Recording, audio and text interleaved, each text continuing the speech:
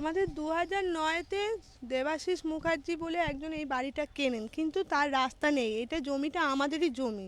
সমরেশ হাজরা সে এসে কিছু দলবল, কিছু মানে খান পঁচিশ দলবল নিয়ে এসে দুম দাঁড়াক্কা করে সব কাটমা ফাটমা ছুঁড়ে রাস্তা যা গাছপালা আছে দেখুন সব ভেঙে পুকুরে ফেলে দিয়েছে।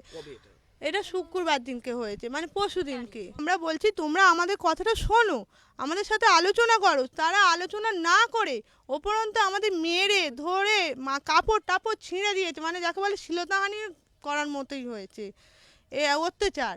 আমার দেওরকে মেরে মাথা ফাটিয়ে রক্ত বের করে দিয়েছে। আপনি অভিযোগে লিখেছেন যে পঞ্চায়েত প্রধান তারক মণ্ডলের নেতৃত্বে হয়েছে, সেটাই কি মানে তিনি এসেছিলেন? হ্যাঁ, তিনি এসেছিলেন, এমনকি তিনি মদ্যপান করে এসেছিলেন। এসে মেশিন নিয়ে বন্দুক আমার জায়ের কপালে রিভলভার ঠেকিয়ে মানে যাকে মুখে আনা যাবে না এমন নোংরা নোংরা ভাষায় কথা বলেছে। কাউকে ছাড়েনি, সবাইকে মেরেছেন।